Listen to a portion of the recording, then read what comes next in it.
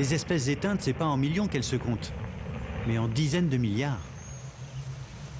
Revenons plutôt chez les vivants. Il nous reste encore quelques cousins à découvrir. À moins 700 millions d'années, on atteint la limite de ce qu'on a l'habitude d'appeler le règne animal. Les systématiciens, eux, préfèrent parler de métazoaires. Je suis un métazoaire, comme l'éponge à crevettes, parce que je suis un organisme pluricellulaire mobile. C'est-à-dire que je suis composé de plusieurs cellules et que je bouge.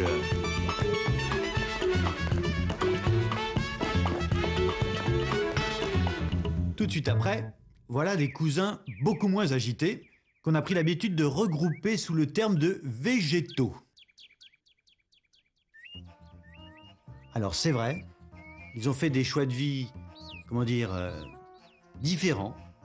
Et pourtant, je suis un eucaryote comme eux, comme le romarin, comme le séquoia géant et comme le géranium. Bon, je reconnais qu'entre lui et moi, la ressemblance n'est pas frappante. Il faut dire que notre ancêtre commun vivait il y a 1 milliard d'années, mais avec un bon microscope, il y a quand même un air de famille. Là, à droite, c'est la cellule du géranium. À gauche, c'est moi. Enfin, les cellules de mon épiderme. Leurs formes sont différentes, mais leurs structures sont les mêmes, avec ce compartiment spécial où est enfermé l'ADN, le noyau. C'est cette invention, le noyau, qui est l'innovation partagée des eucaryotes. Elle est commune aux animaux, aux végétaux, mais aussi à tout un tas d'organismes qui ne sont ni l'un ni l'autre. Des cousins composés d'une cellule unique, les unicellulaires. Autrefois, tous les êtres vivants étaient rattachés soit au règne animal, soit au règne végétal. Et les unicellulaires n'échappaient pas à la règle.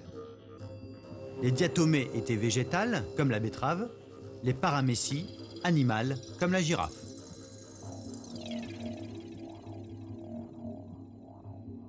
Aujourd'hui, on pense que les unicellulaires ne sont ni l'un ni l'autre.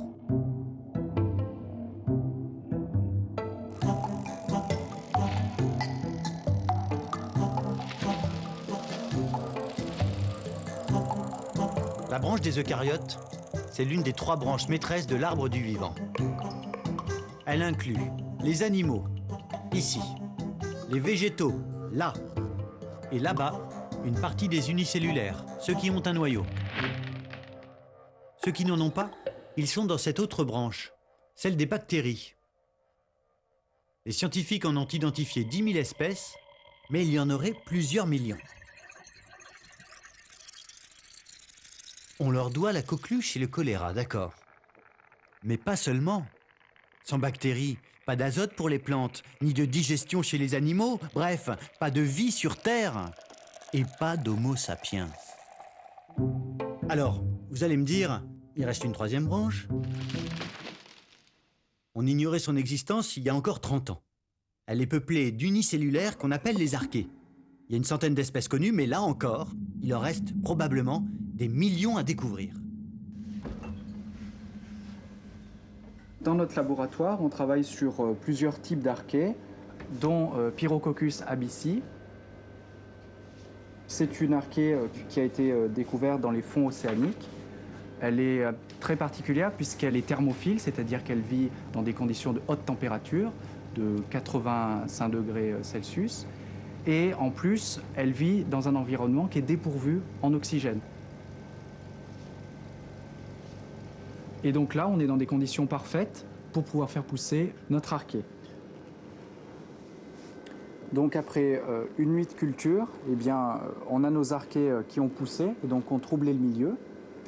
On peut le voir ici.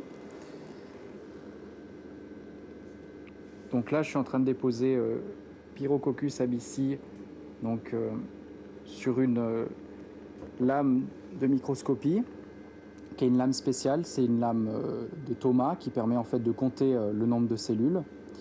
Et donc ça va nous permettre de visualiser directement en microscopie optique Pyrococcus abyssini.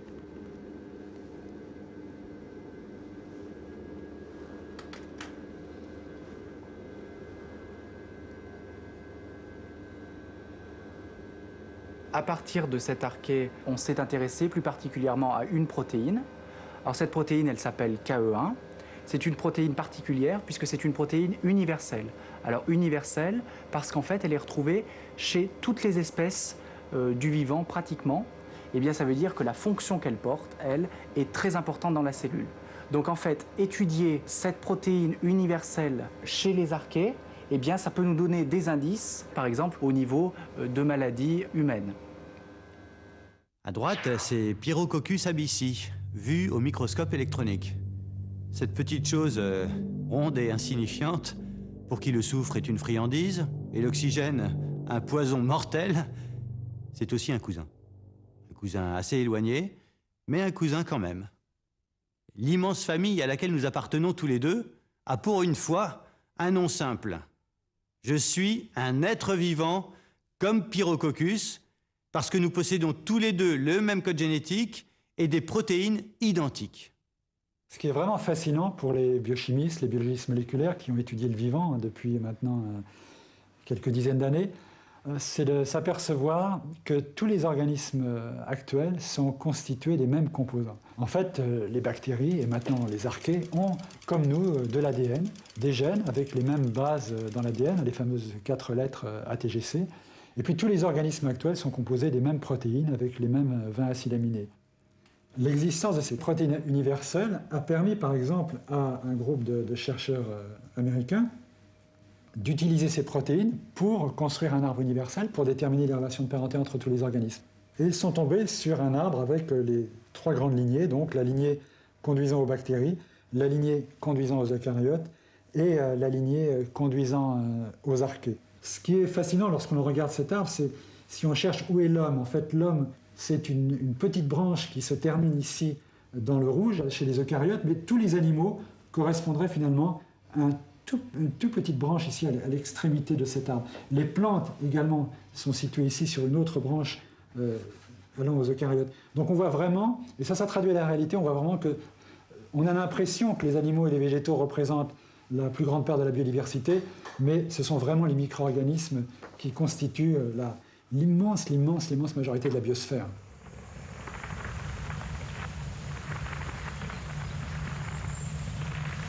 La plupart de mes cousins seraient donc invisibles à l'œil nu.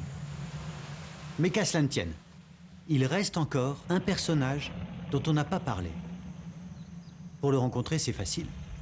Il faut se diriger tout droit vers le centre de l'arbre.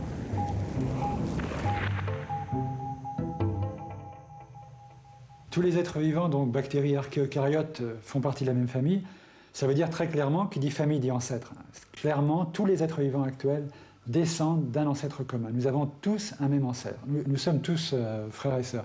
Alors, cet ancêtre, les scientifiques aujourd'hui lui ont donné un petit nom. Ils l'appellent LUCA. LUCA, c'est un acronyme. Ça vient de l'anglais Last Universal Common Ancestor, donc le dernier ancêtre commun à tous les êtres vivants, à partir duquel ont divergé les 3 lignées archées, eucaryotes et bactéries.